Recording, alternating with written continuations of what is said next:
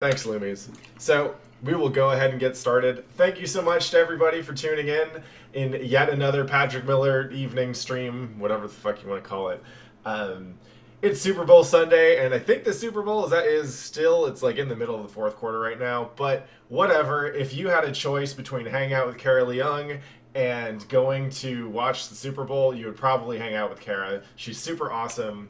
Um, she and I go way back to it was a couple years at least. I remember meeting you. I think for the first time I met you was at Evo, but we didn't really hang out until I moved down to Los Angeles. Very Um, true. Yes. and I was like I was struck by how I was like, honestly surprised that we hadn't really met in any prior context, mostly because y- you and I have a lot in common. Like when it comes to interests, right? Like we both have like experience across a lot of competitive games, but we're also into martial arts, MMA, jiu-jitsu, boxing, all that kind of stuff. Um, you are an incredibly cerebral person. I like to think I'm somewhat cerebral as well. You are I definitely. love that, like, even though I'm the philosophy major, you're the one that, like, actually gives a shit about that kind of stuff.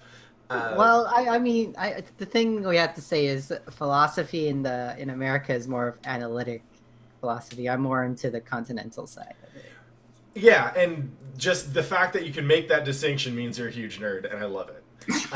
So, a lot of you may know Kara through her photography work. For a while, she was doing fighting a game event photography, so you've probably seen her credited on like every single post about Evo or another major tournament at one point.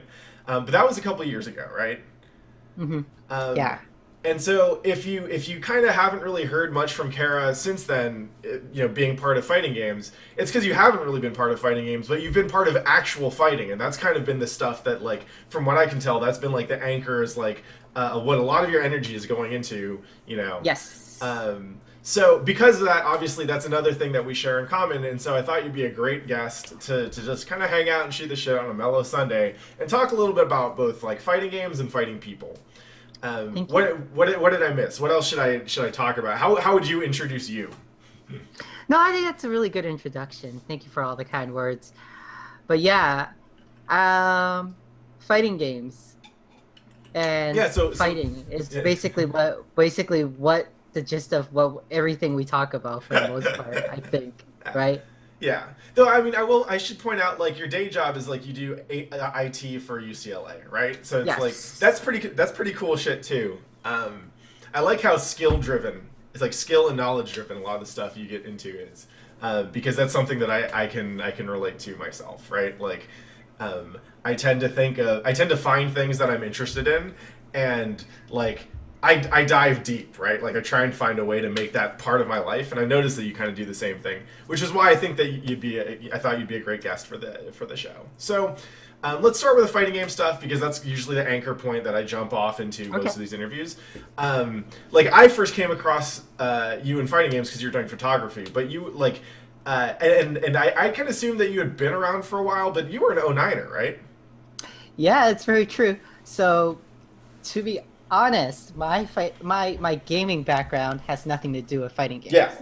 you play. Yeah, and So, we've talked about pretty much everything, yeah. right? So my gaming background, uh, I'm pretty much I grew up on PC gaming, Yeah. and the game that I really got into when I was 14, and I played for like a good no, it was probably like when I was 13, 14, that during Hmm. that summer. I played for probably a good 9 years competitively was Counter-Strike, Yeah. you know? Surprising absolutely no one. I feel like at the very least, like every Asian teenager that I knew when I was 13 and 14 was playing Counter Strike. That was like the game Exactly. to play. Yeah, so I played Counter-Strike once it came out of beta. Hmm. So when it first came out on that boxed, Right. you Yeah. know, Yeah. the box version, like nowadays we don't, nothing's boxed. So back in the days, we used to have physical copies of games where you can go to Yeah. GameStop to buy for PC. So that's my introduction to competitive gaming. It Hmm. was basically Counter Strike, and actually we started playing some tournaments and stuff. Got to the point where I threw together a group of a team for the girls, and we competed at ESWC. Nice. We were second in the qualifiers, so we were one of the 3 U.S. teams in that tournament. So ESWC, Electronic Sports World Cup. So it was kind of like an international tournament, Yeah. and you have countries competing and stuff, and we were one of the 3 U.S. teams. After that, I pretty much decided, okay, I made it. I pretty much made it to where I wanted to go with competitive Counter Strike. Kind of got burned out with it. Plus, by 09, 08, it was kind of dying out because of the whole schism between Counter Strike 1.6 and Counter Strike Source. Yeah. Which which Valve completely screwed up. Like, if they had released Counter Strike Global Offensive instead of Source, we would have never had that whole schism and like that whole break of Counter Strike literally falling off the Sure. face of the. I mean, and it's kind of like Melee and Brawl, right? Where like the core players just didn't like Source, so they didn't move on. That fragments the player base, and like it took Smash a long time to recover from that. Yeah, so like now you're seeing a resurgence for Smash. You're seeing the same thing for Counter Strike. So it's kind of funny how like, hey, these games are back now. These are one of these old school games.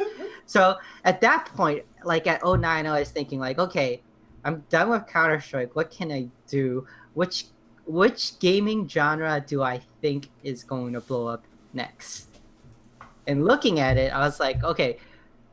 I was looking at different things, and then I was like, no, fighting games make sense. Fighting games has a chance to be blowing up because of Street Fighter 4 coming out. The introduction of net play and stuff like that. I felt like, this scene's gonna blow up, and I was like, and I noticed that they don't have any coverage, unlike Counter-Strike, StarCraft, and everything. Like, you already have all this media coverage, established photographers in that scene, sort of thing. So I was like, maybe I could help bring this with it to fighting games. So I was kind of like a mercenary when you think of it. I was like, I totally was like, hey, this scene is probably gonna blow up.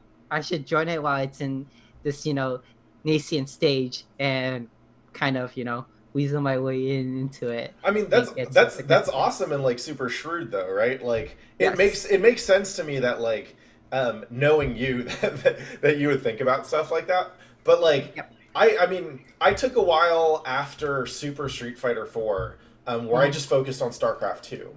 And I got out of fighting games for like 2 years, and I was playing StarCraft 2. I was writing about it. I was covering it since beta. Like, I was following all the community stuff. That was when I was super getting into Twitch, and I was like, oh, this is going to be a big fucking deal, right? And like, I love StarCraft. I stopped. I played the single player campaign after Wings of Liberty. Wings of Liberty was when I went hard, right?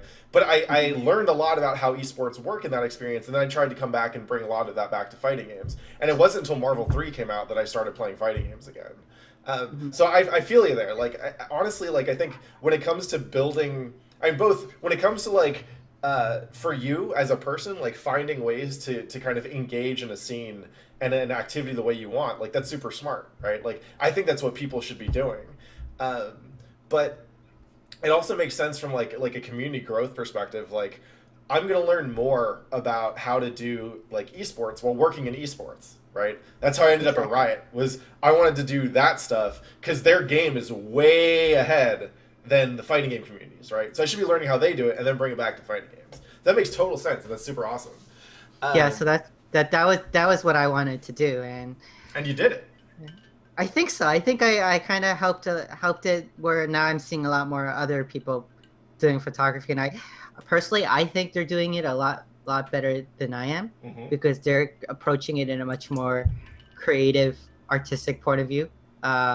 When I did for the photography for Evo, it was very, like, I knew what shots I had to get. I knew what shots were. It was very formulaic for me. So kind of after a while, I kind of got tired of it because I knew every single shot that I had to get and what shots what shots people were looking for. It was more of a kind of like, rather than documenting the scene, it just really became more of a photojournalistic task Sure. that I had to do. Yeah. You know, so but then now you're seeing people, play around with more of the shadow, the chiaroscuro, and everything of it.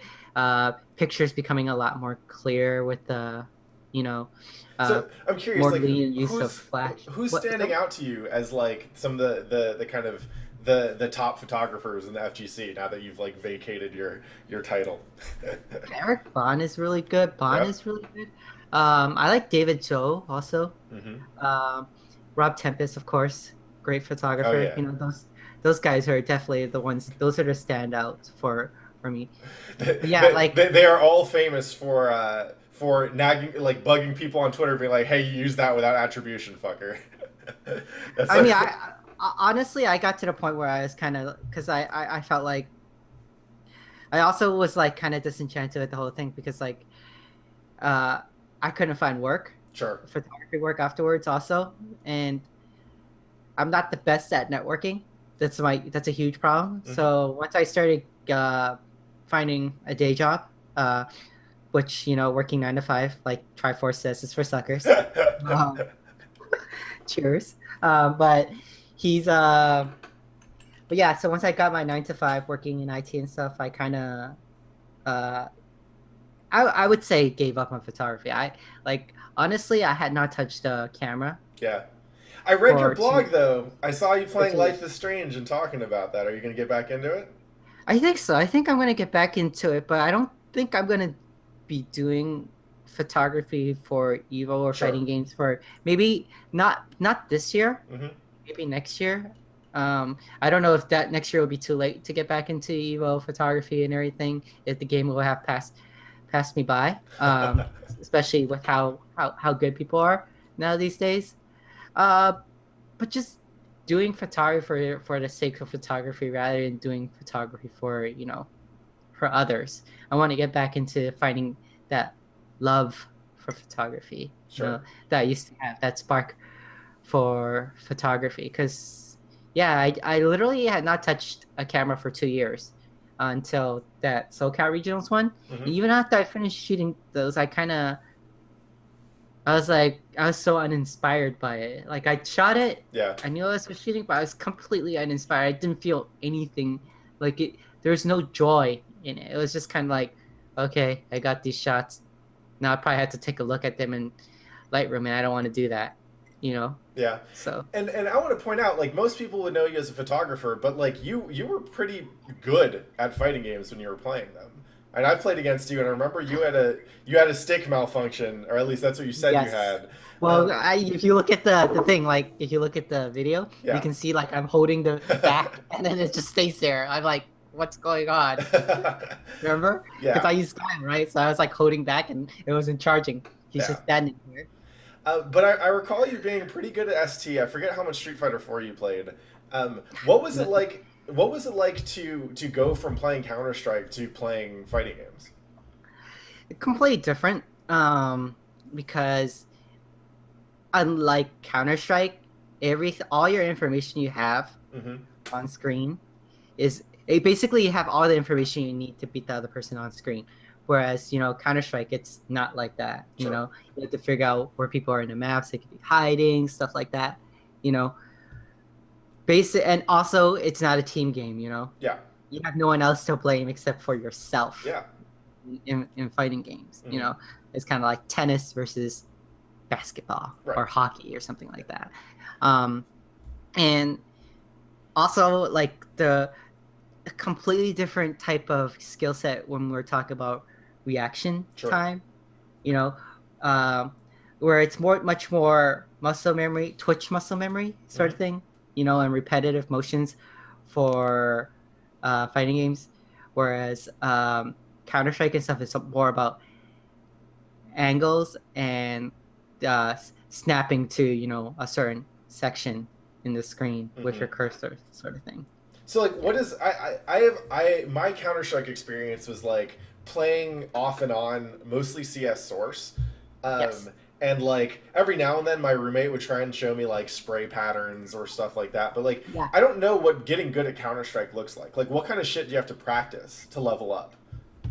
So, like, Okay, so I literally hated doing this after our boot camp, but like you basically um like the most one of the most important things about Counter Strike when as a terrorist is when you're attacking the bomb sites Hmm. is to get your flashes, smokes, all coordinated at the right place and time thrown together, and it has to be with multiple people. So you're literally trying to time it so that your flashes, because flashes only have a certain amount and your smoke only have a certain amount of area to hit. Sure. So you can't have one person throwing it throwing it to cover the entire bomb site. So you have Hmm. to make sure your flashes are hitting at the right places so that even when the CTs are turning away, so they don't get blinded, it still gets them like half blinded or whatever and stuff like that, so that you can come in and attack the bomb site without getting shot in the face, Hmm. sort of thing. Yeah. So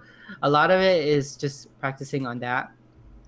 When you're talking about aim and reactions and stuff like that, that's just you can just do that with deathmatch and whatnot. Um, Learning spray patterns is pretty basic. Like with USP, it's just all straight up, so you have to pull it down and stuff Hmm. like that. Or like the M4 is more of a T pattern. You have it first goes like this, then here, then this way, and then you go back and you pull it down. You know, Yeah. so So you have it's to stuff like remember basically like you develop a muscle memory for using a certain weapon, right? yeah, and you can use like your crosshair. Like a 1.6, like what you could do is like if you set your crosshair to small, Hmm. the top line of the top crosshair for the M4 one was basically where you want to do when you're kind of doing a spray or something like that. Gotcha. But yeah, it kind of like how Mr. Vec on chat is saying, getting good at CS looks like 3 hours of sleep and no breathing, because a lot of it is like when you're playing scrims and pugs like that, like you have to understand the in-game situation, Hmm. right? How are you gonna play into that person? Like fake diffusing or when to plant the bomb, or like dropping the bomb, or pretending to pick up the bomb, but actually what you're doing is just dropping your pistol, pick up your pistol, so it sounds like you picked something up and you didn't, and you're just looking for him to pop out and then shoot him in the face. So a lot of stuff like that kind of deception and everything, you don't get that unless you're playing, a scrim, Right. right? So that's why it like a lot of those in-game situations you have to play through that kind of thing, and then you have also it gets you used to not being quite as nervous Hmm. when it comes to game time, match Right. time, so you can be clutch So or whatever. how did you like practice scenarios then? Like would you ever like repeat the same drill or something like that? Like how organized Yeah, was your practice? so dry runs, like what I was saying, like dry runs. Hmm. So what you would do is assaulting the base, right? Assaulting the CT bomb site or Yeah. whatever. You and a bunch of people try to figure out, have what we would have is have two other players or three players depending on what bomb site we're hitting, Hmm. play as CTs, and then five of us in the team, and we execute, all the flashes, smokes, and everything, and then we'll ask them, okay, were you completely blinded? Were you not? What went wrong and stuff? And then you just reset the Wow. round, go back there, do it again, reset the round, do it again, reset the round, do it again, reset the round, do it. That's That's why it's called dry run. yeah. It's boring stuff. No shooting or anything. Sure. Basically, what you're trying to do is just get those things right so that you can attack the bombs. Because aim and everything, that just comes with the in game. Yeah. But getting your timing of your smokes and your flashes, taking out the bomb site, that's something you can prepare for. Hmm. And then the same thing, like if you need to boost somewhere quickly enough, like as a CT or something, so you get that vantage point, right? When you need to boost up to certain ledges or whatever, Hmm. how to do it quickly enough. So you would just reset the round, try Right. get it done, boom, reset the round, get it done. That's dry running. It's terribly boring. Yeah, but I'm just saying like so when I feel like when most people practice fighting games outside of like combo and link timing and stuff like that, that people a lot of people don't think to do the boring stuff, Yes. right? Like I remember going to soccer practice as a kid and hating it because it was all boring shit, right? But like when people play video games, a lot of people don't realize that in order to level up, sometimes the best thing to do can be super boring, right? I mean, it's the same thing as real fighting, right? Yeah, absolutely. Exact same thing, like how are you gonna get good at slipping punches or making the person miss if you don't do like rope drills or Yeah. stuff like that? The most inane thing, rope drills. People People are like, oh, what is he doing? Just bobbing and weaving a rope. How does that really help? Yeah, exactly. How does that really help? No, it actually does help because you get used to how to drop that shoulder quick enough, Yeah. and basically, yeah, it's not the fun part is, like people when they want to practice, the fun thing is sparring. Yeah, Hmm. sure, it's fun and everything, but you're not learning a lot if you constantly get hit in the Yeah. face. And sparring isn't fun if you haven't done your rope drills. Yeah, And like you if you just haven't get done blown any up. drills, Yeah. right? So I'm curious, when you were working in the on the like the CS practice stuff, Yeah. were you working with a coach, or did your team kind of get together and like, oh, these are the things So we need to practice? I was basically the person coming up with the strats. Okay. So I was the one that was what I actually was doing was looking at demos of other top teams, and I personally so there's a stereotype with Counter Strike West Coast teams Mm-hmm. being American teams in general are very reliant on their reflexes and their aim, like not quite as good as the Koreans were, right? Okay. But basically relying on that and less on strats and stuff and pushing the game pace as quickly as possible, at least in 1.6. I was much more like my favorite player was Veslin of Adren GX, which was a Swedish team. Mm-hmm. And uh, European teams in general really slowed down the game, like because back in the day you had like 3 minutes or 2 minutes and 30 seconds at the when I last played. So you could do like multiple fakes. You could do like 2, 3 fakes into a different bomb site or whatever like that. Okay. Nowadays you basically have like a single fake or 2 fakes and that's it. But Mm-hmm. back then you could do like 3, 4 fakes or stuff. Had the CTs keep rotating and stuff and picking them off. So I was watching a lot of scrims on the European side, watching a lot of POVs or Half-Life TV, breaking Yeah. down, looking at their timings and stuff, where exactly we're throwing things, writing it down and stuff like that, screenshotting things. Basically, I was the one writing down like strategies that And how we did should be you? doing something to modify it. Yeah. So What's how that? did you know to do that? And then how did you turn that into a drill that your team could practice? So basically, what you would do is look at what they were doing, trying to get the gist of it. Yeah. If there's anything you could change it for your team because of different skill sets or whatever, etc. Mm-hmm. And what we would have, and then from there, figuring out their timing and stuff, and at how much the window, how many seconds it can, Yeah. or like if we have to delay it, uh, what's the ideal gap of time and everything, Yeah. and then just running it through like that. But like I want to make this like Yeah. Most kids playing Counter Strike did not go through that experience, right? Like you play pickup games, it takes a while to get to the level of expertise and nuance to where you know that this is how you get good at Counter Strike, right? Like with the average player is going to start playing Counter Strike and think, oh, if I want to get good, I need to get good at aiming, right? Mm-hmm. So like how did you learn enough to be able to coach, right? Or how did you learn how to coach? Because that's something which it seems like you take for granted that like I wouldn't. So I wasn't really necessarily the coach. I was the one that's Mhm. drawing up the strategies. Yeah. But there was a captain that was calling things. I see. I'm not very like in general. I'm not very too much of a vocal person. Mhm.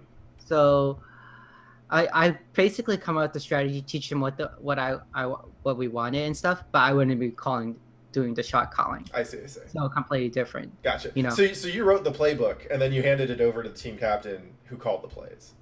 Yeah, like when it came to game time, Yeah. right? I just give it to them to call the plays. But whereas like when we're practicing and stuff, I would be directing it. Hey, this is what we're doing wrong. This is what we need to do. This is how we need to fix it, sort of thing. I see. So when you switched over to fighting games, then you started engaging there. Like, how did you? Was there ever any point where you felt like you didn't know what you needed to do to get better? So with fighting games, it was just completely casual. Period. But I mean, you're good at like you may have engaged at a casual level, but you're not a casual level player. And for one, like I played you in ST, and casuals don't really play ST. So like, what kind of work did you do to learn fighting games?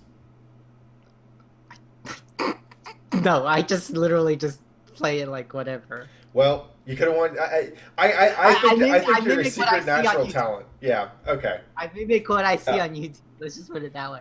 Nowadays, it's a lot easier because you can mimic a lot of what you see on YouTube. Sure. So, Well, honestly, like look at Muteki Guile and see like, oh, okay, so that's what Muteki Guile does in this situation. right. I guess I'll try that sort of thing. Oh. Yeah. I think you sell yourself short. I think you're I think you're really really good at downloading a new skill set, and like your skill acquisition game is on point. But I don't know how good you are at talking about it. So we'll see. Like, let's talk fighting now, right? Because at some point you got into actual fighting. I feel like you had been into boxing for a little while when I met you, right? No, I've been into boxing since I was 10. Okay. I've been into boxing before I've been into video games. Okay. So at what point did you start doing it? You were doing taekwondo when you're for yes, I did kid, it as right? a child. Yeah, so boxing, I got interested in boxing because of I first got interested into it because my dad was watching a pay-per-view Mm-hmm.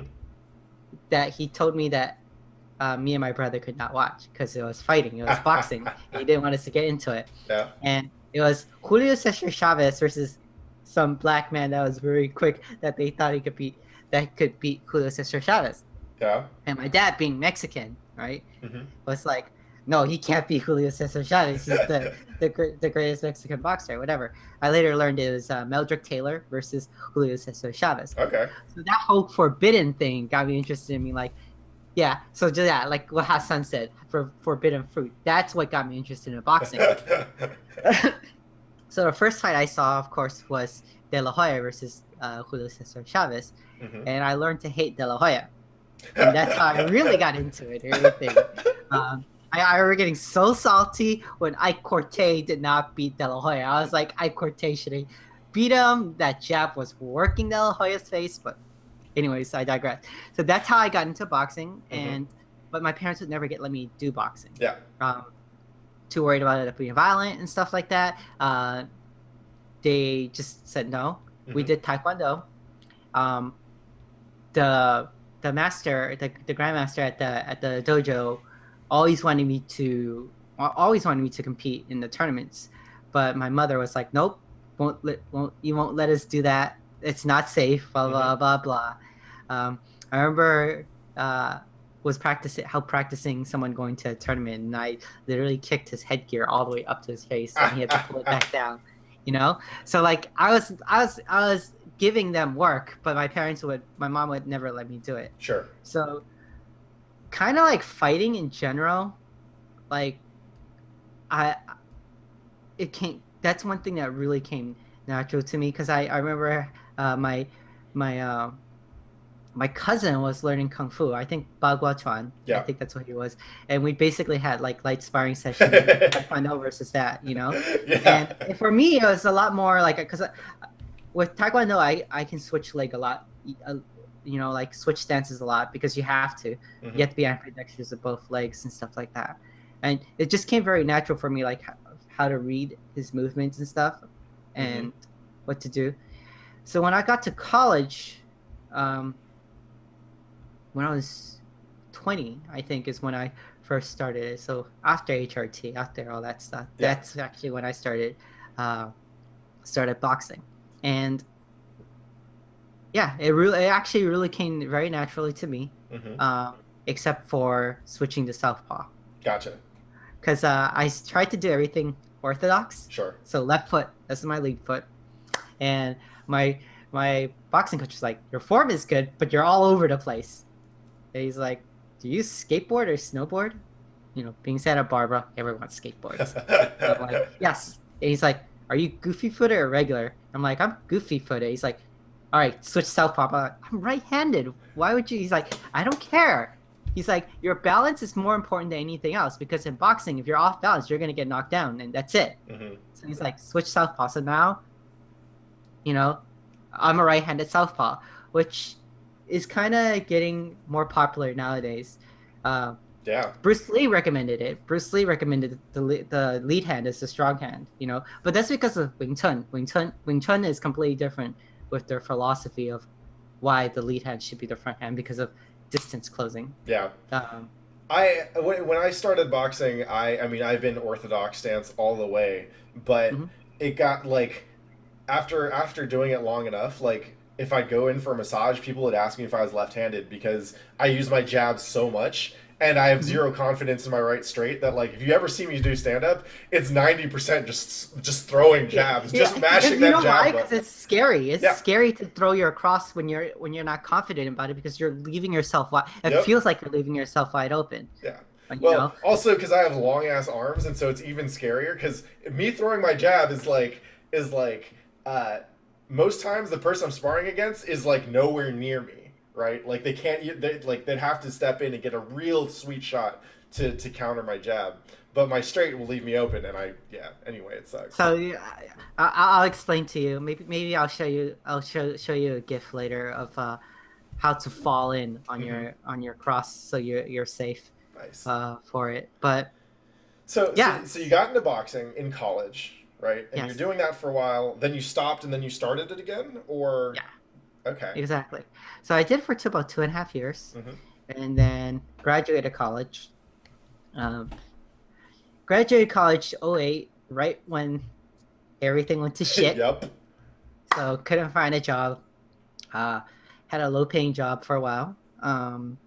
After uh, after uh, well, I was working as a assistant for my photo professor Hmm. for a bit, and it basically didn't work Right. out. Yeah. And then I found a low paying tech job sort of thing. Um, couldn't really afford boxing, Hmm. and it wasn't until I got this UCLA job about now it's been 2 years. That's when I got back into boxing. It was then that I got back into boxing, and then now I'm coaching the UCLA boxing team. That's so cool.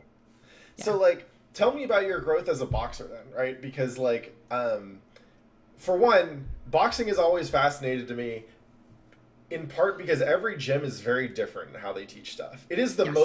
It is arguably the most analog of competitive martial arts that I found, right? Like every coach has a different set of drills. Every coach has Yeah. a different way of teaching the jab and the straight and the hook and all this Yeah. other stuff.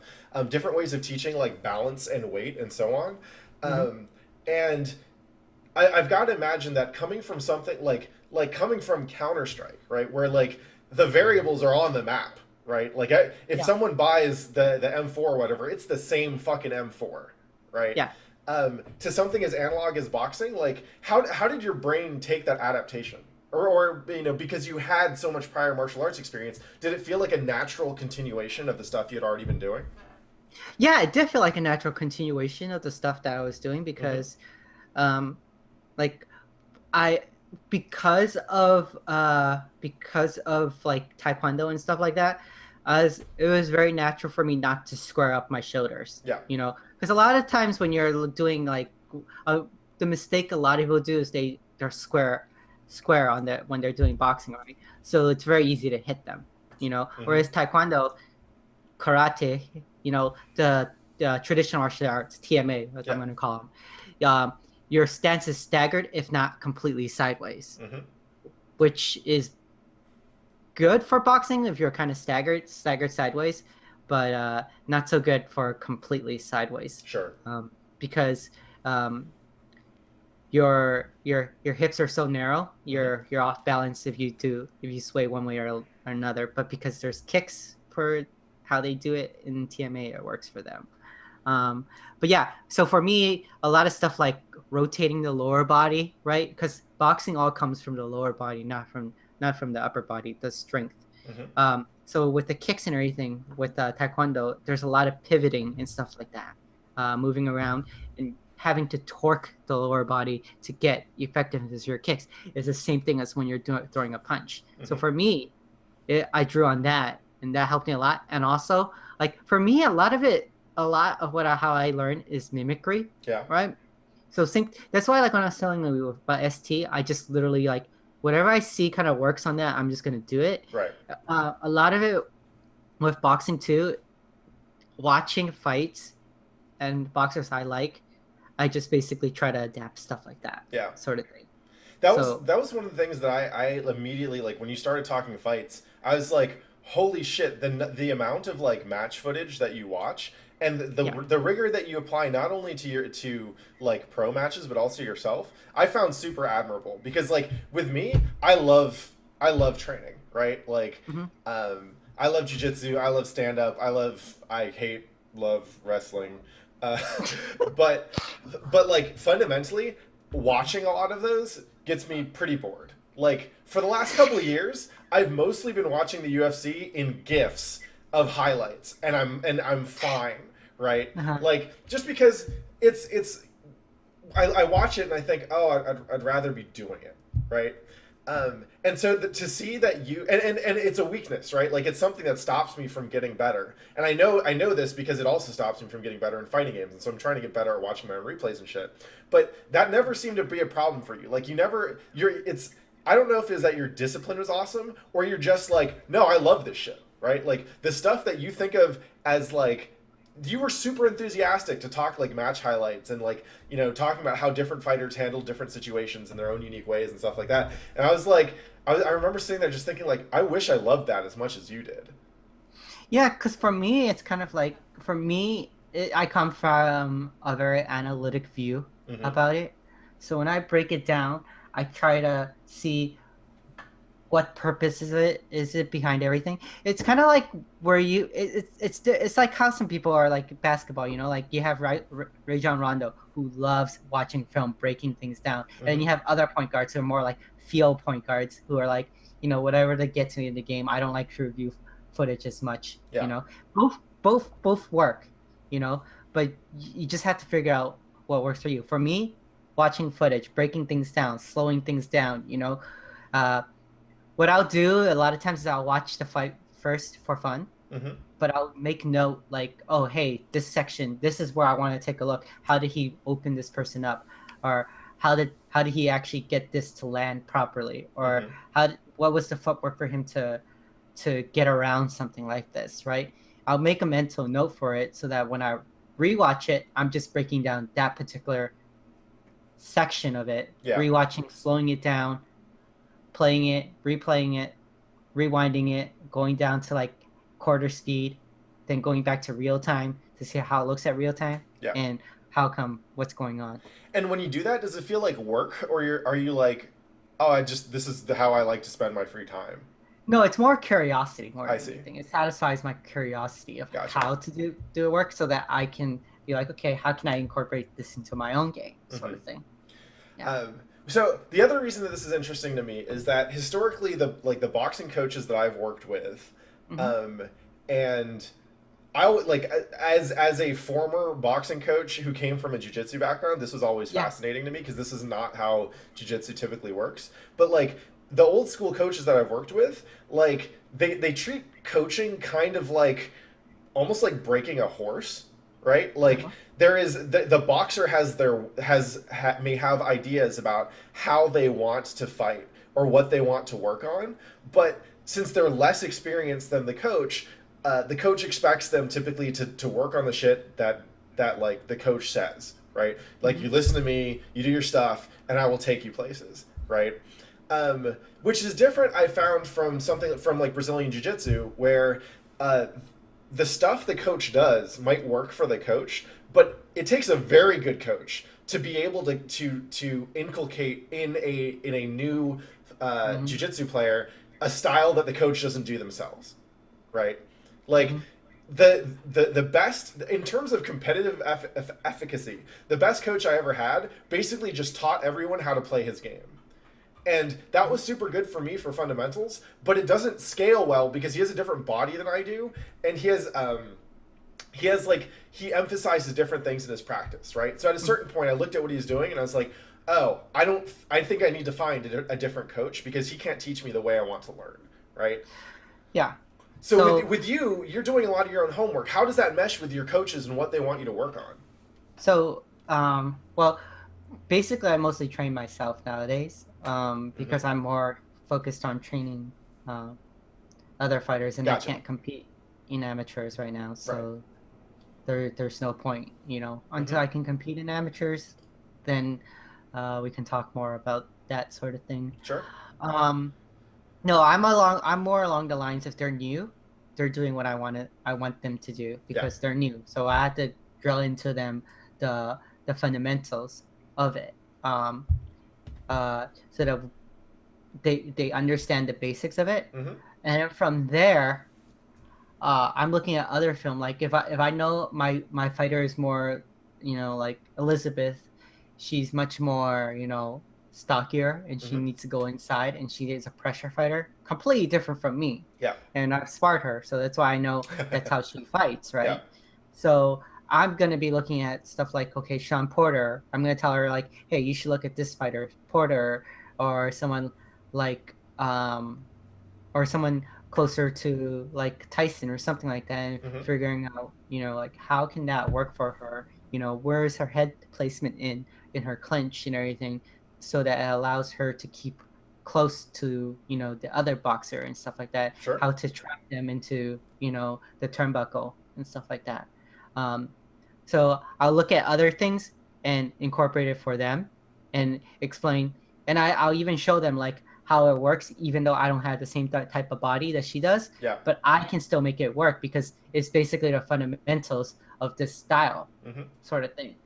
So that But how about even though my body is not as Yeah. ideal as yours for it, I can still make it work so that you should be even more effective with it. Sure. Sort of But thing. I guess what I'm wondering is like when you were working with a coach more directly, right? So not now, Yeah. but like I think about a year or so ago, right? When you were telling me Mm-hmm. a lot about the work you're doing at the gym and you were working with your coach, how did the work that you're doing and the study that you were doing independently coexist with what your coach wanted you to do? Like, did you research things that he told you to do? Or did you have like this set of things that you wanted to do as well as the set of things that he wanted you to work on? Or like how did that mesh? Well, I would tell like sometimes I like he would know what I would want because I would tell him, hey, like I'm more naturally this sort of thing, Mm-hmm. and I'm not more naturally a counter puncher. I try to keep things out. Then he'd be like, okay, that makes more sense now that I see it. Now that I Gotcha. see what you're trying to do Yeah. rather than what you are doing. I see. Because sometimes he'll. That's why it's good to have a communication with your coach. Because at first he thought I was trying to do something else, right? Mm-hmm. And I explained, no, this is what I want to do. He's like, oh, so you're getting way too close than that. All right, now I want you to work on this, and that helped me. Oh man. So maintaining an open line with your coach actually helps because a lot of times what a lot of coaches will do is they'll assume this is what you want to do, Yeah. but then because coaches aren't as full-hearted as you think, where they're like, oh no, it's just this no matter what. Mm-hmm. A lot of the times they're like, okay, it looks like this is what you're trying to do, so we're just going to work on it because from your sparring style, this is what you're trying to do, so then we'll work on it and build on that. I'm imagining it your makes coach sense. is. I'm imagining your coach is like Clippy, like the old Microsoft Word assistant, being like, Mhm. "It looks like you're trying to slip the straight and go in for a counterpunch. Would you like help?" Well, yes, it was because more like I would engage in, Mm-hmm. and then I would kind of shortchange my range because I wasn't actually figuring out how long my limbs actually were. Because Mm-hmm. I have longer limbs than I actually realized, Yeah.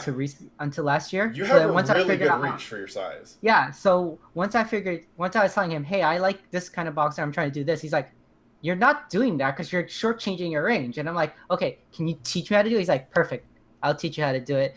And he placed a chair in front of the boxing bag. And I'm like, there's no way I can hit it because it's literally like a chair like this kind of Uh-huh. this long. I'm like, how am I supposed to hit it, right? And he's like, no, you can do it. And then I started hitting it. I was like, holy crap, I can't hit that, right? So that visualization and communicating with him actually taught me how to actually now keep people better off the length of to the tips of my finger of my knuckles. sort of thing. That right there is some Hajime no Ippo shit, by the way. I love that. But just like putting Yeah. a chair in front of the bag. I imagine your coach being like, "Kid," and just slaps you on the back, and you're like, "Hit the Yeah, bag." no, it literally was like that, And then I was like, oh crap. So it's important to let your coach, because a lot of times they'll just be like, because a lot of times what they'll do is they'll see how your first time you're sparring or the first time you're doing randori or something Mhm. like that, and assume, okay, this is what you're trying to do. Okay, this is your natural instinct, so I'm going to build on your natural instinct, Right. sort of thing, right? Yeah. Whereas sometimes when you're trying to emulate a certain style, you're completely getting it wrong because you don't know you're getting it wrong because you can't see it from an outsider's perspective, sort of thing. That's why watching your own film and footage is very important because then you're like, oh, I was trying to do this, but actually I was doing this instead. Yeah. You know? That's really interesting to me though. That like, I mean, for one, it sounds like your coach is amazing. I haven't met many boxing coaches who would have that communicative a relationship with their boxers, right? So it sounds like there's a lot of trust there on both sides, and that's super awesome. Yeah, what I mean, this is California, so it seems like a lot more people are kind of more lax about it. I feel like, especially LA and stuff like that. Yeah. People are kind of more like, okay, yeah, you know. I was in Santa Barbara, same thing, you know. It's not as it's not like the tough East Coast, New York, Philly gritty, you know, I mean, Rocky style. When I first walked into a boxing gym and I was doing like bag drills for about a month before I walked up to my coach and I was like, hey, I want to start sparring. And he's like, okay. And he put me in the ring with this dude named Bear who's like 250 pounds. And he just beat the shit out of me for like 3 rounds a day until he stopped showing up. And I was like, where'd he go? And he's like, oh, he's probably back in jail. So like that was my introduction to boxing. Yeah, thankfully I had. Shout outs to King's Boxing Gym, home of Andre Ward. Oh, okay, yeah. Okay. I know what you're talking about in Oakland, yeah. Yeah. So I'm curious now, like, you've been in boxing for a while. What are some plateaus that you've run into, and how have you encountered them? How have you overcome them, right? Because that's something which I feel like, again, this is relevant for any kind of skill development, but especially in fighting games, like people will run into plateaus all the time, and they don't really have people around them to kind of point them in the right direction to fix them, right? So I'm curious, like what are some kind of like what obstacles have you overcome either by yourself or with your coach, and how did you do that? Cardio plateaus. Okay. Basically, a lot of like.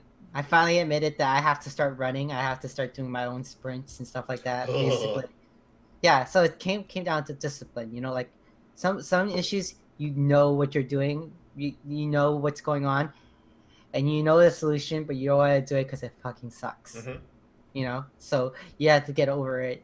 You know, get some discipline and just do it. Yeah. Sort of thing. So like, what do you do to level up your discipline then? Just bite down your mouthpiece and just go. You know, like it's just like how, you know, a lot of fighters say, you know, like, oh, this hurt, but then I just bit down on my mouthpiece and just, you know, went forward with it.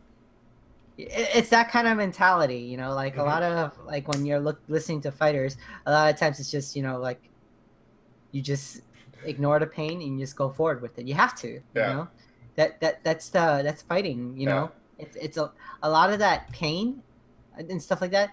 That's all mental. You have to overcome it yourself. No one can overcome it for you. Yeah. Right? When we're talking about discipline, no one can overcome it for you. People can encourage you and stuff like that, right? But ultimately, it's up to you to make the change. You know? It's up to you who wants it. That's all it really is. Discipline is you. That's why they call it discipline, right? Yeah. Exactly. Other things that I think I had to get used to, you know, like things like I had the same thing where I was always really afraid to throw my backhand, my cross and stuff, and how to get not afraid of it. Basically, was learning how to keep my head off the center line, you know, or watching how like Bernard Hopkins, one of my favorite boxers, how he would use the falling technique. He would fall into the cross and get away from it. When all right, so you are itching to demonstrate something, so I want to see you stand up and actually show that. I can show you this. Okay, I think it's cool to see Bernard Hopkins do it. I think it's cooler to see you do it, but whatever you want. Okay, 1 second. Let's see here. So when you see here Hopkins, how he falls into, you see what I mean? When he does that cross, he leans in forward to get that clinch where you can't do it. You can't do anything. Yeah, because he's falling in, notice how his head is off the center line, so you can't get that jet. See, Hoya tries to get that counter cross, Mhm. because he's off the center line, right? He can't get that cross in, sort of thing. God, So you that I love it. I mean, you're basically studying like frame data for boxing, and I fucking love it. it is, because you have to break it down that slow so you can see it. Yeah. And one thing that really got me into not being less afraid about the cross is learning how to set up the cross, Hmm. and how to be 2 steps ahead, right? Because a lot of people, what they'll do is they'll be like jab, cross, or jab, hook, Yeah. cross, right? Whereas what you really want to do, like I'll do a demonstration here. Yes. Okay, here you go. So when a lot of people, what they do, right? They'll do jab. So a lot of people, what I like to try them to do is to do a jab, hook, cross, Yeah. right? And what a lot of people do, they'll do this. They'll do a jab, hook, cross, and this is where you're being too predictable. Hmm. What you want to do is you want to step over to the side, so your head's over to the side, and you just have a straight line into the other person's face, and your head's already off the center.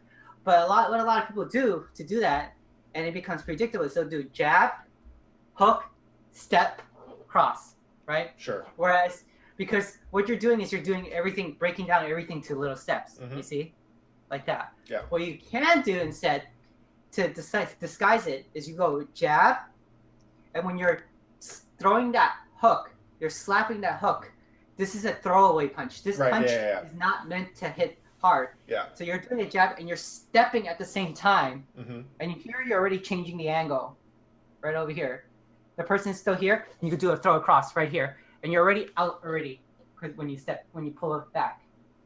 So there's stuff like this where you're basically combining moves, and you're 2 steps ahead because you're making 2 moves in 1 move, sort of thing.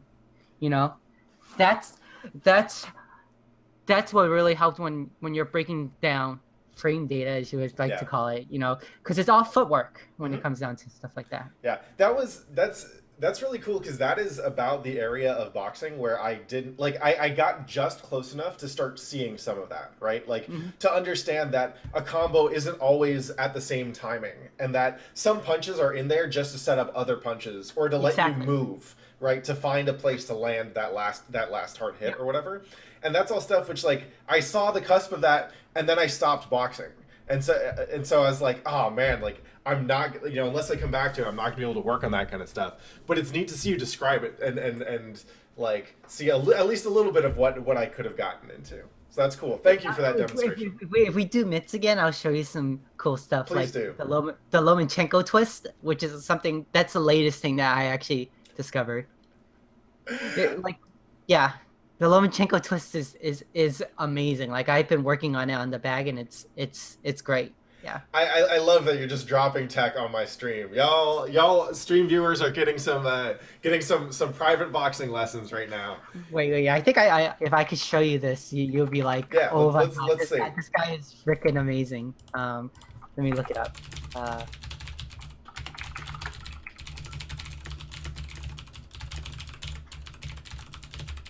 Where is it?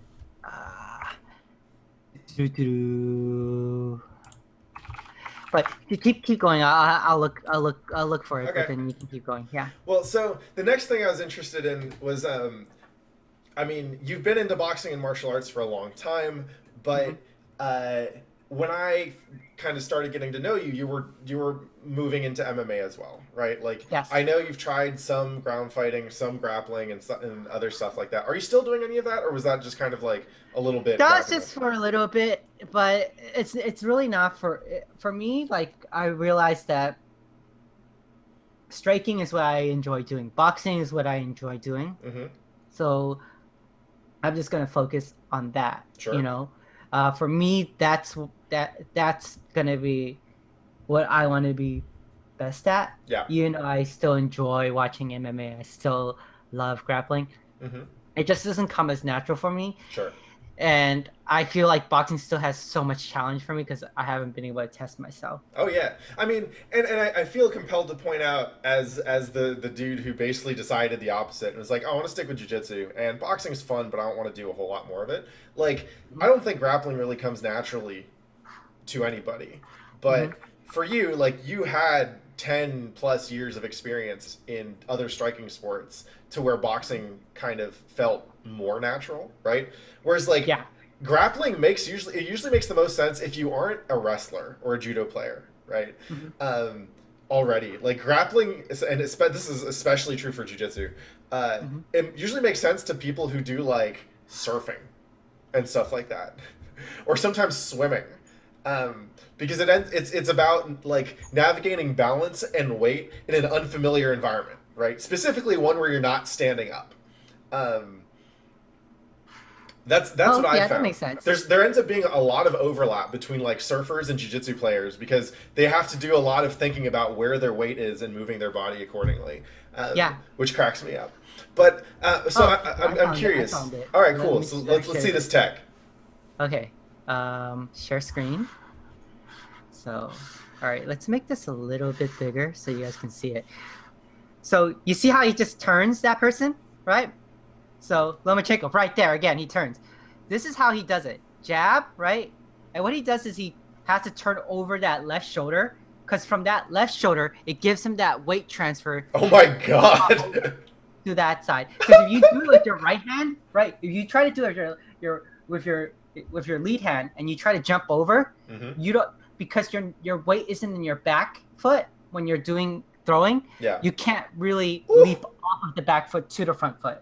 You see? Yeah. It's because it's on that back foot. So you'll see on another time what he does is he doesn't even throw the cross. He doesn't need to throw the cross. All he needs to do is drop that shoulder like he's throwing the cross.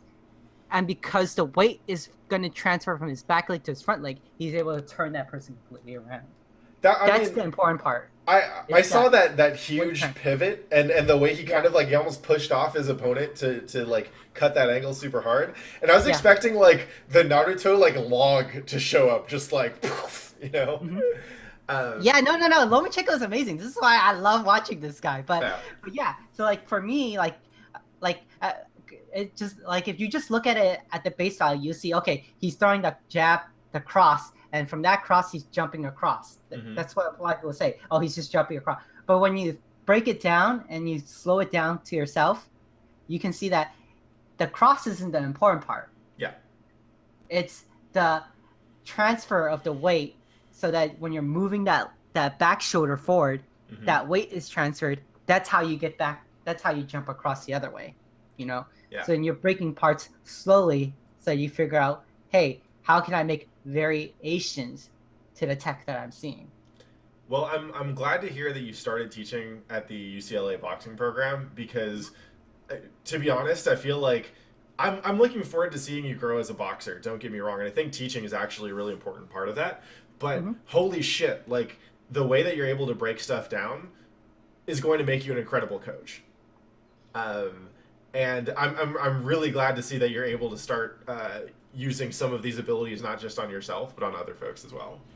Yeah, it's really gratifying when you're seeing someone who literally could not throw a punch properly, and Mhm. after like a month, they're there throwing combinations in a bag and looking like a natural. It's so satisfying. Yeah. Yeah. So I'm curious. Since you have dabbled in grappling and MMA enough to Yeah. at least understand the gist of it, and you know, like I fucking love listening to your or following along your Twitter commentary during a UFC Mhm. event. Um, like, what do you think? Coming from someone who appreciates boxing so much, what is it like to watch boxing look so much uglier in mixed martial arts? Well, the thing is, you have to remember that for mixed martial arts and boxing, you can't think of it as the same thing because it just really depends on your style and what your boxing is trying to accomplish, right? Hmm. Ronda's boxing is trying to accomplish her to close the distance to grab a clinch, Right. right? And that's It's effective when she's it's a throwing tick straight throw punches. setup. Exactly. She's going jab jab and going for the throw. And then you look at Wonder Boy Thompson and Machida with their hands down. totally never what you want to do in boxing, right? And it works for them because they have the karate style, right? Yeah. Where they're throwing side kicks and stuff like that to keep the person off balance. Boxing in general does not classical boxing does not work well in MMA. Let's just put it that way. Yeah. Um, Kickboxing does work better, and the reason why boxing doesn't work quite as well is because of the bias you have on the weight bias you have on your legs leaves you completely vulnerable to leg kicks. Yeah. Right. Because boxing, you're either putting all your weight in the front foot, like Tyson, De La Hoya, Chocolatito, Roman Gonzalez, right? And that if you have a heavy lead foot, you're asking to be kicked in the leg there, right? Or if you're off your back foot, like Mayweather or like Hopkins and stuff like that, you're asking to get kicked on the other leg and stuff like that. Yeah. You know, unlike Thai boxing where it's a lot more square, right? The Thai boxing sense is a lot more square. It's a lot easier to pick up your leg to check the leg kicks and stuff like that. So I don't think necessarily it's bad. You have to understand what they're trying to do the striking for what they're trying to get at. Now, that being said, anyone not in the top 10 of any division in the UFC when they try to strike is pretty fucking ugly. I mean, let's just be honest. Like the top division, the top of the division of each weight class, yeah, they're good. They have to be well-rounded and stuff like that, except for Ronda Rousey. But, Yo, shots fired. And Betch Correa, those two. Yeah. But otherwise, like, it's good. I mean, when you look at it, low rank boxing, right? Like when you see professional like 4-rounders at the undercard, their boxing is too. You know, a lot of it. Fighting for a lot of people is not. Boxing is not a natural thing. It's not like fighting. Right. Yeah. You know, boxing is not fighting. Boxing is a martial art. It is a sport. There is technique into it rather than just winging punches into it. And it's not a natural thing for your body to do. You know, when you're throwing a jab, it's definitely not natural because what you're doing is to throw a proper jab, you have to torque your wrist in a certain way, and you have to torque your lower foot in a certain way to actually get that thrust into it. You know, and for me, I never really got the jab correctly until I actually read a book from the 1940s. Edwin L. Hazlitt, Boxing, is probably the best manual you can ever read. Bruce Lee actually read it and incorporated a lot of the punching techniques into his Jeet Kune Do. And that's Boxing by Edwin L. Hazlitt. I'm hoping to later learn some Russian so I can read Grado Polov's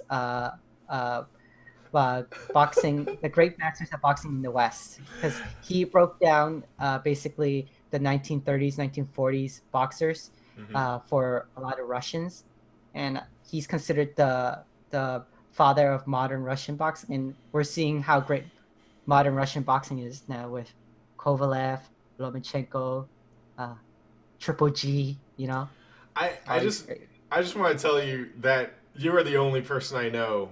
That's not true. You're one of like 3 people I know who would be like, one, oh, I learned how to throw my jab from reading a boxing manual from the early 1900s. It works. Like that's some Kung Fu Panda shit right there, right? And then second, you were like, oh, thanks, Hassan. So Hassan has linked a PDF of. Yes, that is the one. Sweet. I'm hoping that this is in the public domain by now. Yeah, it is, and I think I have a. Let me see if I can find my copy. Of course you have a copy, Kara. Of course you have a copy. So this is it. I also want to point out. It's a very thin book. So if you're watching the VOD later, I'll put the URL to this in the description on YouTube. But I want to point out you also said I hope to learn Russian so that I can read a boxing manual. Yes. God bless you, Kara Leung. Like, people need to apply the shameless enthusiasm you have in improving in the stuff you care about to everything. Like, you inspire me. Now I want to go and read this boxing manual. Um, so one more question about boxing and MMA. Have you done much stand up where you had to worry about the threat of a takedown? Um, I've done some MMA sparring sort of thing, Mm-hmm. and yeah, it's definitely a lot harder. Everything becomes a lot harder because of it, and you can't really do that boxing stance. Like I said, Yeah. it's a lot harder to sprawl on that traditional boxing stance, Yeah. especially since I'm a back foot fighter. Mm-hmm. I used to be a front foot fighter. I used to be very much front foot. It wasn't until recently, like 2 years ago, that I switched over to back foot. Yeah. And it's so much harder to sprawl when your weight is on your back foot. Yeah. Because you can't just drop down, sort of thing. Yeah. You know? That was one of the things that fascinated me. So, like, the two skills that I chose to emphasize were boxing and Brazilian Jiu-Jitsu, which is a weird combination. Like, not many people. So, like, especially if you're coming from the generation of mixed martial artists that I started in like 2003, 2004, like, people did not know how to train in everything, because no one, like, the only people who knew how to train and fight in everything was like GSP, right? So most people started with a base and like, oh, this is what I'm gonna do for stand-up, and this is what I'm gonna do for grappling, right? Yeah. And then so like I learned a little bit of the judo and the wrestling, and like I did some Thai kickboxing, but my comfort zone is always boxing and Brazilian Jiu-Jitsu. And the way I made it work was basically like, I don't need to worry as much about, or at least back then. Like, now I get outclassed by some 15-year-old generalist who's been doing this his entire life. But like, I the way I thought of it was, I can commit to punches where most boxers don't want to in MMA, because if they take me down, that's fine, right? Like, my takedown defense is ass. Yeah, exactly. But like, as you know, as someone who trained like as a boxer, you're taught to keep your hands up, but if you want to sprawl and you want to get underhooks and you want to stop a shot, you need to drop your hands like all the fucking time. And so I'm always really interested to see, like, I still run into boxers who just aren't into MMA because they feel the incompatibility between the styles, right? And they feel like they see how they have to adapt boxing in order to make it work for mixed martial arts like venue, and they're just like, no, this is not what I love doing, right? So it's always been really interesting to me that, like, even though you don't really, like, you've chosen to focus on boxing, whatever, you still have a strong appreciation for the sport. Yeah, I definitely have a strong appreciation of the sport, but I also realize that it's completely two different types of sports. The problem is a lot of the boxers feel like just focus on the striking part because that's all what they understand, right? And then they're like, oh, it's just sloppy hands being thrown. Throwing hands. It's just throwing hands rather than boxing. Because it isn't boxing. It's throwing a lot of times it is throwing hands to set things up and everything. It's really rare you get to see a pure boxing display like Holly Holm did against Ronda, which still wasn't pure boxing because of how she was able to stuff the takedowns and stuff like that really quickly. And the knockout was actually a kick, but same thing. Yeah. So one more question on this line. How do you think Anderson Silva would do in boxing? I think he would actually. He could right now. He could beat Roy Jones. Okay. Because he wanted. Right now, he could. That was the fight he wanted. Washed up. Yeah. But Roy Jones in his prime would beat Anderson Silva. Okay. Let's just put it that way. Because Roy Jones in his prime was, Roy Jones in his prime. Roy Jones. The guy who put his hand behind his back, slipped a punch, and then knocked someone out. Like, you almost forgot. I will say I love boxing's ability to get theatric and to showboat, right? Like, yes, yeah, and that's one thing that Anderson brought into it, which is great into MMA. He brought that kind of swag into it. So earlier you alluded to this a little bit, but I was wondering if you're open to talking a little bit about like your kind of journey to competition in boxing. All right, Kara's back. Hello. So, competition. You want to do it? Yeah. Yes, I do want to do it. But I can't. Yeah. I can't. Because USA Boxing is part of the Olympics right now. And so USA Boxing is the sanctioning body that takes care of amateur boxing. Yeah. And they follow the rules of the IOC. and the IOC right now uh, won't let trans athletes compete, at least male to female trans athletes to compete unless they've had irreversible surgery done. Gotcha. So basically, either um, what is it, vaginoplasty, Hmm. or basically what is it called? I forget what's the other term called, but basically they just won't let you do it unless you've had taken care of your gonads. Gotcha. And so, and presumably the reason has to do with like protecting the fighters, right? And not like not creating mismatches or what? Because like the is trans the other way? The other way is not so is not as much because you're kind of at a disadvantage with lack of testosterone from female to male. Right. So they're more afterwards. They basically afterwards they're gonna be testing your blood levels a lot more when you're going female to male just to make sure.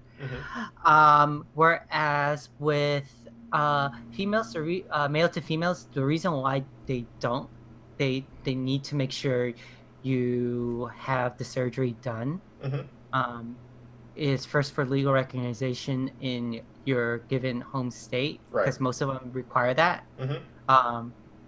Some of them still won't recognize it, but that's a different story altogether. Sure. But the main thing is because they can't be constantly testing you or keep having sure that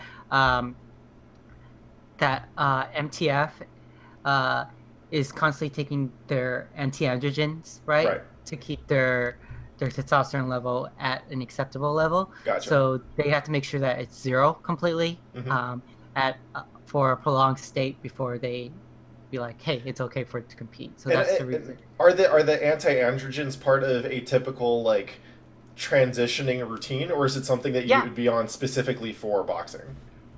No, it's a typical part of your hormone replacement therapy. I see.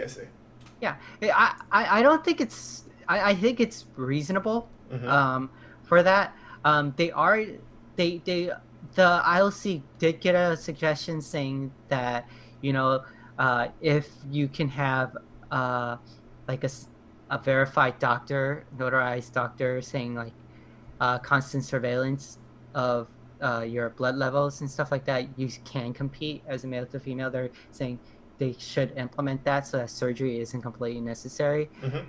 I just think that that's nice in theory, but to implement that, especially on certain nations, is super shady, especially with some of the nations that are less than reputable.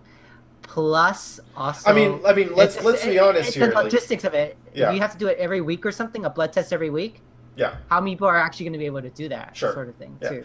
And like those misgivings are not unfounded, right? Like, not only is pretty much every Olympic sport under huge scrutiny all the time for all kinds of performance enhancers anyway, but fighting in particular, like the UFC has to crack down on new steroids and other shit like all the time, right? Designer drugs, yes. Yeah. It is.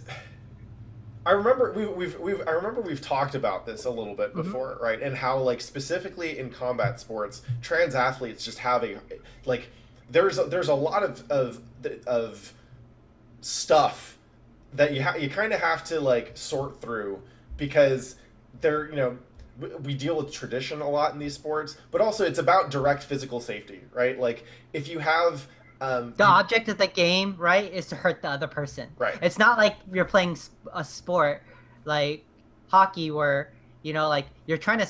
The point of the thing is to score a goal, but incidental to that, you might have physical contact. Whereas when you're talking about a striking sport, literally, the objective of the whole thing is not to score points. The objective of the thing is knock the other person out or to hurt them as much as you can. Right. There's no other objective. But so I'm curious, like, how does that change or affect your motivation, right? Like, it's still just a matter of time until you start competing as an amateur, or like are you focusing on the coaching stuff in part because you've been like you've hit this roadblock that's preventing you from competing, or like how does that change your own practice of boxing? It's both, honestly. Yeah, And I do have a time that I have to do it because after 35 you can't compete in amateurs gotcha. for boxing. Hmm. So I do have a timeline, and I'm trying to get uh, the insurance to stop throwing me appeals at every single step of the way. Gotcha. Uh, Really frustrating. I'm not frustrated about the regulations. I'm Hmm. more frustrated with my insurance company because I understand the regulations Right. and the safety of the other combat athletes and stuff like that. I totally understand. This is not, a sport to be taken lightly, Hmm. especially when you're talking about muscle mass differences and stuff like that. It's very, very, the consequences can be very, very dire. Sure. Yeah. Um, I've always held the position that I think you are a little bit too uh, respectful of the rules as they stand, but I understand why you do. And like I've never thought you to have anything else than a really like strong um, understanding of why you hold certain opinions. So I won't give you shit for that. But I am interested, like, uh, how does this how does this affect your decision to go through with the surgery? Like, does it feel like you're doing this to compete, or was this a thing that you're going to do anyway? So the surgery definitely was something I was going to do anyway when I was Gotcha. younger. Um, as I get older, it becomes less of a thing Mm-hmm. because I mean, when I was younger, that definitely was 100%. I was going to do it. It becomes less of a thing because it's not as a big deal because most of my everyday life goes along just fine. Sure. People don't ask to see my genitals. Yeah. Know? Um, but at the same time, still, I still want to do it, even if it wasn't just to compete, because it's more for me. It's more about uh, it's kind of like putting a period at the end of the sentence, Sure. sort of thing, you know. Yeah. So it's kind of like okay, we're getting a closure of a phase, Mm-hmm. sort of thing. And it would be nice because it finally brings some bodily congruence into it. Mm-hmm. Even though, because for the most part, I can shut it off and don't worry about it um, for my daily life. But some other certain aspects, it does bring hindrance to it. So, but that rarely ever happens Mm-hmm. for my life at least. Yeah. So yeah, but yeah, I do want to get it done regardless of Gotcha. that. Okay. Because I remember when we were talking about this before, that was one thing where I remember just thinking, like, it seems like I absolutely understand what you mean by putting that period on at the end of the sentence, right? And especially when it comes to competition as a boxer, like, you've worked so hard that, like, if I know that if I were in your position, I would be thinking, like, I need to do this. I need to have had that experience, right? I was never personally as invested in boxing as you were, but that one fight I linked you to is just like the smoker at Fight and Fitness. Like, Mhm. I felt like I had to do that because I just spent a year of my life teaching other people to do it, and I needed to feel like I was putting my money where my mouth was. Well, for me, like also like competing, I kind of gave up on it like until like a year and a half ago. Mm-hmm. Um, because even if I had the surgery, I was kind of like whatever. Yeah. It wasn't really until I got to meet Wayne McCullough. Mm-hmm. And when he pulled me aside and he was like, "Hey, are you ever going to compete? Are you competing? Or no, are you competing?" And he thought that I could make the Olympics. So Wayne McCullough is a Northern Irish boxer, former WBC champion, Yeah. uh, lightweight, I think. Yeah, former WBC lightweight champion, and I literally got to be friends with him. We go on a first name basis now. Mm-hmm. It's great. Um, and he had so much faith in me. He's like, you can make it in the amateurs. I think you can make it to the Olympics. And I'm like, I don't think I'm that great. I mean, there's people like Katie Taylor of Ireland, and he's like your style, your potential, you can go higher than Katie Taylor. I'm like, and I was like, damn, this guy is it's his countrywoman, and he thinks I can be better than that. Mm-hmm. And then, but I first thought he was just being nice, but then he went to my trainer and he was like, "You need to try to get her to the Olympics," and was telling him how the process goes. And I'm Yeah. like, okay, so he is serious. He wasn't just pulling my leg about it. Yeah. And that's when I really was like, I wonder how far I could get Mm-hmm.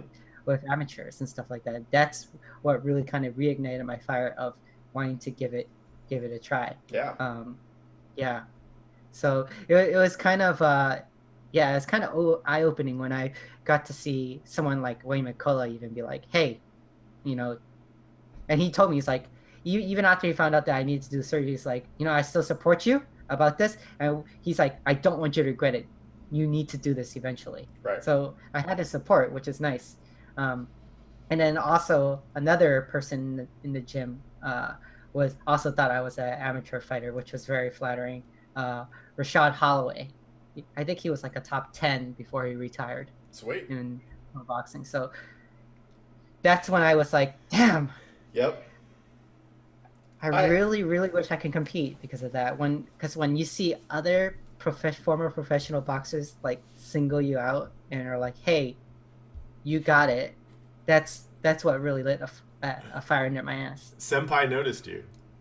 Basically, yeah. I love, by the way, that I can be like, yeah, so I just needed to put it out there in like an informal smoker or that you sign up for and they match you up on the day of, and you're like, yeah, no, I'm trying to go to the Olympics. I would love to do it. Yeah, I would love to do something like that. And you should. And I'm super excited, and I really hope that happens. It is. I probably should throw a link somewhere for one of my sparring sessions or something like that. Yeah, for sure. Mm-hmm. Yeah, it was. I know certainly like it's one thing to watch and read coverage in either about like trans athletes in the Olympics or about trans athletes in MMA. I haven't followed many in boxing, but like to know you and to talk through this stuff on like a pretty regular basis has been like kind of it like it's made a lot of that hit home a little bit closer to me too, right? And I've always been super impressed with your candor and your honesty in talking about this kind of stuff. So thank you, I appreciate it. I don't know if there's anything else that you want to talk about regarding fighting. Lord knows I could sit here and talk about it all day, but the last thing I thought I'd bring up on the stream was like watching you navigate dating in LA has been super fascinating to me. Yes. Mostly because like I get to watch you like go through Tinder and you're fucking smoking, and the girls who are messaging you are like straight up dimes, right? And the thing I love too is that your taste in women, from what I can tell, is like you're very particular in your taste, but you like pretty girls more than I like pretty girls. Yeah. And it's been super fun to kind of just like tag along and like over the shoulder Tinder peep while you're on your game. Are you still on Tinder right now? Yeah, I don't swipe as much, but yeah, I'm still on Tinder, and still no luck. Yeah, I'm just so like the funny thing to me is at this point I've met a good amount of single people in LA. I don't actually know that many people who are actively dating in NorCal because I kind of feel like everyone here has something better to do. But I don't know. Maybe it's that in Los Angeles, like hooking up on Tinder is also opens up like really good networking opportunities for the entertainment industry. I have no idea.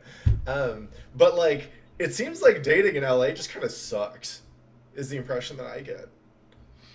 I mean, I haven't dated anywhere else, That's fair. I didn't find anybody in Santa Barbara to date when I went up there for college, and I mean, I haven't done much dating here in LA either. I haven't, in general, I'm kind of a recluse.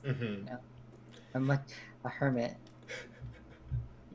Yeah, I should note that like for most of the Tinder action I saw you getting, a lot of it was like super good text message game, but like very like you seem to go on dates fairly rarely, yes. Or at least they come in fits and spurts.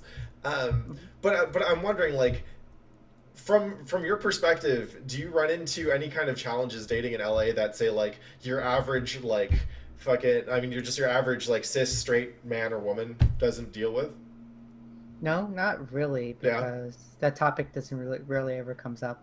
So, especially since you said I don't get much dates after this first or second. I just think I'm socially awkward. So it kind of, I mean, because like I throw in weird topics and I start going off weird tangents, I think, and it comes to other person's like, what the hell is going on, sort of thing. So Which doesn't surprise me, but I feel like for you that's actually optimal dating strategy insofar as like um, it cuts bullshit out surprisingly quickly, right? Like, so I see people with a reverse problem where they get so good at dating that they don't actually get to the point where they figure out if they like someone or not until like a month, right?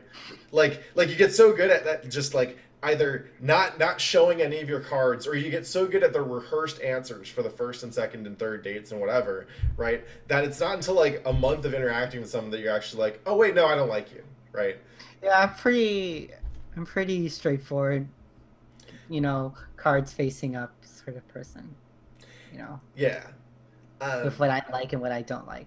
and that's something that I appreciate about you, right? Is that like you certainly don't misrepresent anything about yourself, right? Like you were a huge dork, and you learned that I feel like in the first couple minutes. Hmm. Yeah. Um, have you ever given any thought to leaving LA? Like I know your family's around there and you're kind of entrenched, but like have you ever had the desire to just like pick up and leave? When I was younger, I did think about wanting to leave to go to New York. Mm-hmm. Um, but honestly, I just love LA. I Yeah. love the little boroughs and sections of the city that we have. I just like LA. NorCal really, like, every single time I visit it doesn't seems like a good place to visit, but not where I would actually would ever want to live. Yeah. The I pace of love. life seems a little bit too relaxed. I like how LA, there's that right amount of stress for me. Like they have studies where it's like too little stress is bad, Hmm. because you start getting idle and you start becoming restless, sort Yeah. of thing. Too much stress is of course bad, because you know how that feels like. You need that, like, different people have different types of stress levels of stress levels and stuff like that. And for me, like, just seeing how people are in San Francisco and stuff, like, it just seems like the town's a little bit more laid back, whereas LA has a little bit more, like, like, people need to get or have some place to go or something like that, even on the street, Sure. sort of thing. And for me, I like that kind of pace. I, That's why, like, New York does have some kind of appeal to me as well. Sure. So you want a little more hustle. It's funny to me because Exactly. I actually think of LA as generally more relaxed than NorCal, but it's relaxed and busy and stressful in different ways, certainly. Exactly. So like it makes total sense to me that the kind of pace of life that you're acclimated to is like, yeah. I mean, you're a SoCal kid. You were born there, right? Yeah. Um, but that's like, have you ever had the experience of living anywhere else? Santa Barbara, and I couldn't stand it. Yeah, I mean that, and also that doesn't really count. At least I would consider it still Southern I was California. there for 5 years, so, and Yeah, it's completely different. yeah. You know, Cent- C- Central Coast is completely different. I Santa mean, Barbara is. from what I Mhm. know of Santa Barbara, it's like super relaxed, right? Oh, yeah, super relaxed, So and everything closes at 8. were you just bored Uh, there the whole time? yep, Ah, very bored. gotcha. Yeah. So like over the last, let's see, we've been talking for about an hour and a half now, right? Okay. And uh, me and everyone watching either on the VOD or the stream has gotten this really really cool insight into the way that you dissect problems and level up skills, right? Yep. In terms of like fighting, in terms of video games, in terms of like your motivation, right? Like Yeah. you are you're one of the few people I've met who I would consider much better at identifying what you need to do to get good at something and then doing it than like myself certainly, or a lot of my coaches and the people that I look up to in the various things that I do. Hmm. And I feel like from what when I've talked to you about dating before, or talked about like life stuff, like your career, where you're living, that kind of stuff. Um, Knowing you, I feel like you can't help but apply a certain amount of that rigor um, to other facets of your personal life as well, right? So I'm curious, like how do you think of like looking for people or not looking for people to date? How do you think of like your career stuff, right? What kind of crossover is there between the tools and the kind of the brain muscles that you've developed to get good at shit, to then apply to your kind of like everyday life stuff? Well, I mean, for me, finding someone is kind of like very low priority Yeah. sort of thing. Um, my little brother even got married before I did. Aw. So yeah, I don't know. Like for me, it's like now that I'm like 30, right, Mm-hmm. and no longer in my 20s, like I would have thought, oh, you know how people say like on your 30s, like, but a lot of people start getting panicking and they want to find someone. Yeah. Like I'm just finding it like the opposite now. I'm content where I am, Yeah. sort of thing. Happy single. And I mean, I am, and if it never happens, it doesn't, because some people just don't have quote unquote soulmates, and I can completely be happy and fine just you know being myself or whatever, right? And it's not a big deal. Mm-hmm. Um, Whereas work is a little bit harder for me to apply it because it's work. Yeah. I much rather apply stuff that I like, that kind of analytics and stuff like that, on things that I enjoy. Let's just put it that way. So to you, like work is, I mean, the work is the job that pays the bills. You Yeah, do it, and then you take that money to do shit that you actually want to do. exactly. For me, it's more like that. Gotcha.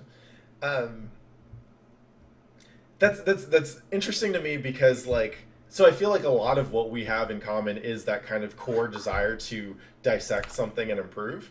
But Hmm. I'm really bad at doing stuff that I don't give a shit about. So like Exactly. whenever, but and so when I'm doing at my job, like I do really poorly in jobs where I'm not personally invested. Like if I don't feel like the thing I'm doing in my day job is like core to who I am as a person, then I just Hmm. fucking phone it in, right? Hmm. And it's interesting to me that you're not like that, right? That you do a job that you're like, well, this is a job, right? Yeah. Um, and I'm wondering, I suspect this is me conjecturing about your personality, so feel free to shut me down at any point.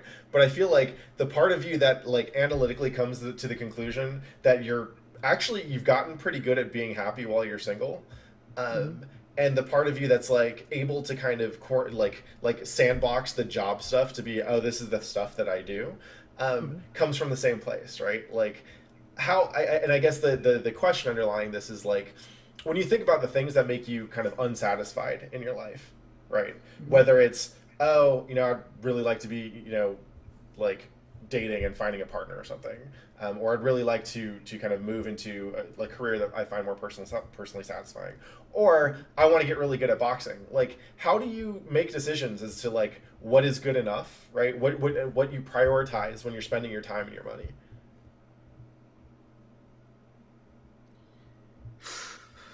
I don't know I don't know. It's just, how do I prioritize my time? Because time is probably more important than money, Mm-hmm. especially since nowadays you finally realize how time limited you are, uh, Shout outs to and being 30. and your mortality. You know what I mean? Yeah. Like you start realizing it a lot more. Um, I don't know. It's just like it gets to the point where it's like, you for me, it's more focused on myself and how I can improve myself in what I want to do, Mm-hmm. rather than what other people say it's good for me to Yeah. do. You know, so it's a little being a little bit more selfish. Mm-hmm. That's what I think it is, Why would you ultimately. Why would you characterize that as selfish? I'm curious. Because it's less about caring about what other people think, Mm-hmm. and being selfish. It's being selfish, to what you want to do, Sure. regardless of what other people want you to do. Mm-hmm. You know what I mean? To have complete self-interest. You Again, know what I mean? knowing you in the context that I do, it's hard for me to imagine you giving a fuck about what anyone else wanted you to do. No, no, I definitely did, Yeah. when I was younger. Definitely, a lot of things that I did more or less back then, and the interests I got into Hmm. were things that I thought other people would like, so that I could relate to other people and things like that. Yeah, So no, it definitely there definitely was that. Nowadays, it's more like, let's do what I care about. that's awesome. I'm curious, like, what was the stuff that you would do because you felt like it would satisfy other people? Sheesh, I don't even remember anymore. I don't even remember, but like, I mean, even when I was younger, uh, going to the club, or going to parties or anything like that, trying to learn how to dance or whatever, Gotcha. stuff that I just don't care about, Yeah. honestly. Uh, Especially in college, or drinking and stuff like that. Stuff, honestly, I don't care at all for. Nowadays, I could none see of you. that's important. I could see you going clubbing and just being like, "Man, I hope some shit goes down. I'm trying to work on my No, hands." like for me on clubs, it was literally like, what the fuck am I doing here? Yep. I don't know what am I supposed to do with my hands or legs?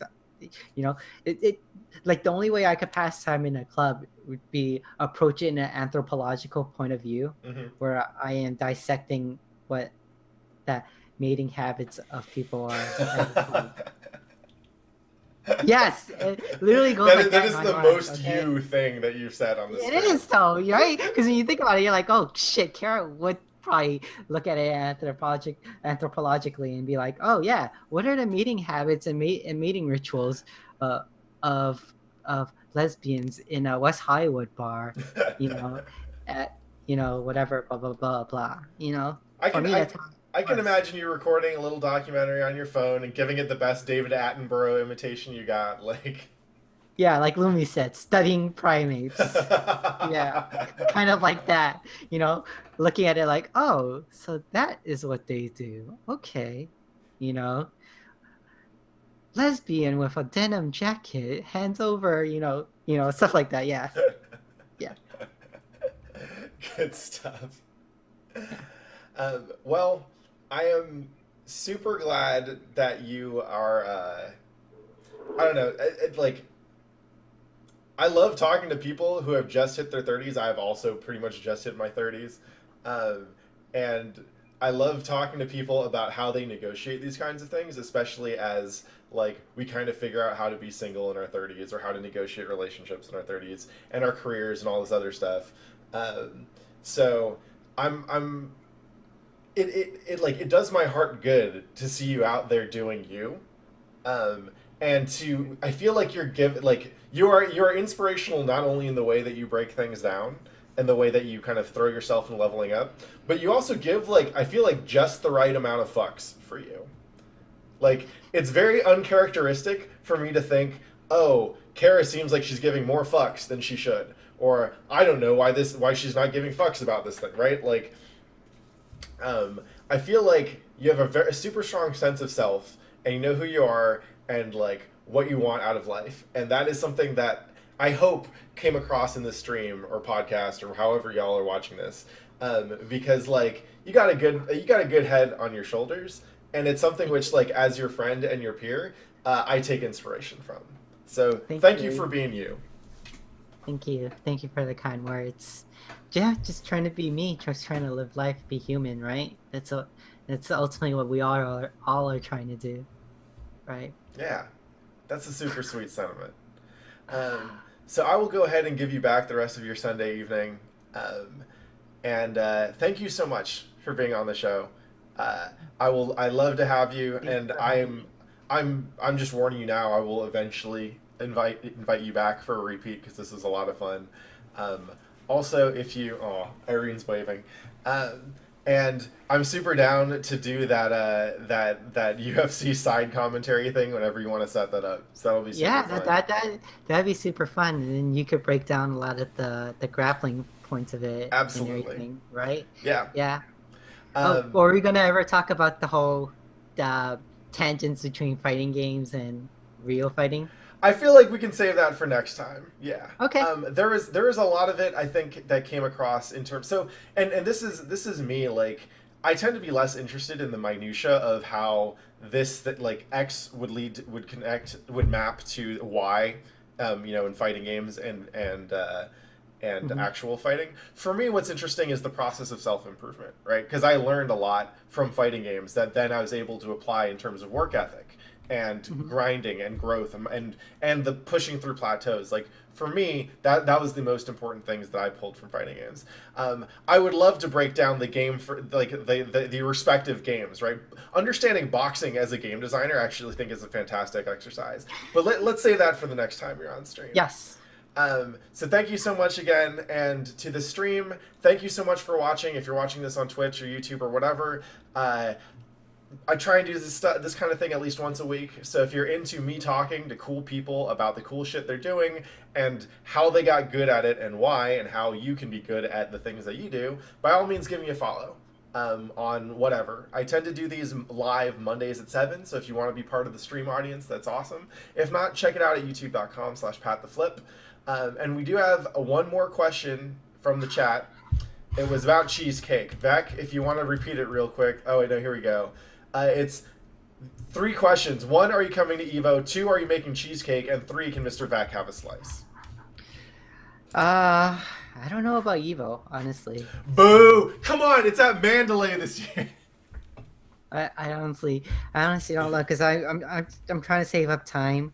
I know. I'm trying to save up enough vacation and sick days so that I can actually have time to do the surgery and recover, and I hopefully get to do it by this year. So I'm just trying to save up all the time and stuff like that. So yeah. So I guess the answer is no to cheesecake, but it sounds like she's got a pretty good reason. All right.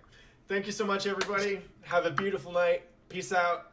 If you want to check out the stream, I believe I'll be streaming again on either Tuesday or Wednesday. If you want to know about it in advance, just follow me on Twitter. But we'll be talking about game plans in fighting games and how those can actually end up making you not suck. Imagine that. Peace out, y'all. Have a good one.